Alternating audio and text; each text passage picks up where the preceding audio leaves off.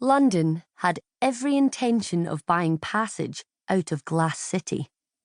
He carried his savings, gold coins and silver ones, a few bits of copper and assorted gems, as well as a small bundle of clothes as he set off toward the docks.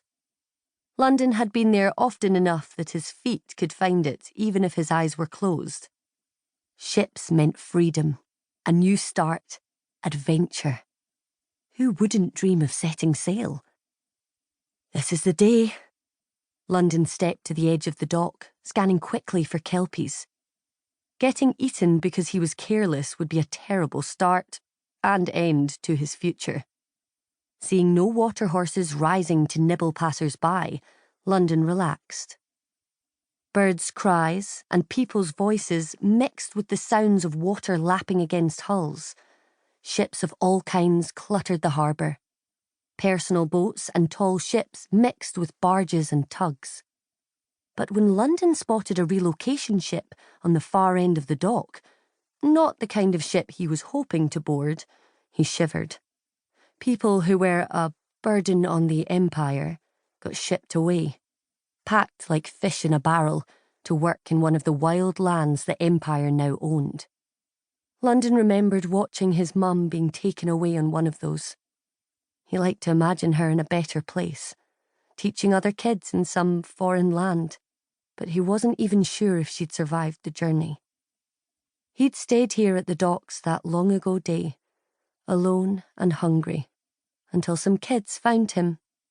They took him with them, and that's how he ended up living underground. Now a man's voice rang out. "You there, lad." It was one of the kingdom's patrol officers. They seemed to be all over lately, gathering up kids.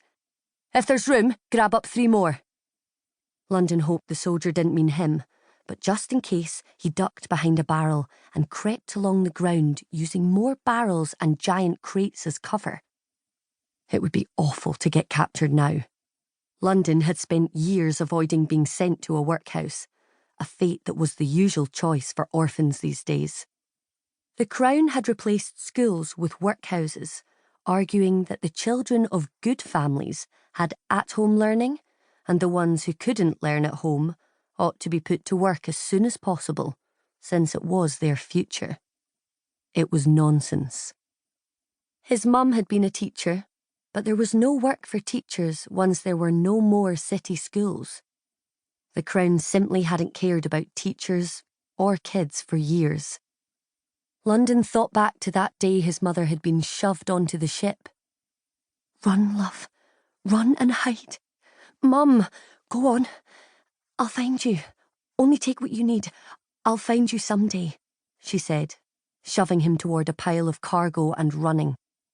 He heard her cry. He saw them capture her. That was 5 years ago, and London still came to the docks, hoping she'd be here one of these days. He watched ships carry away other mums and dads, big brothers and sisters too.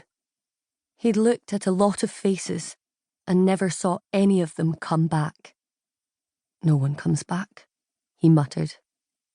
His footsteps sounded too loud as he slipped between crates to try to find the passenger ship that would take him to Northland City.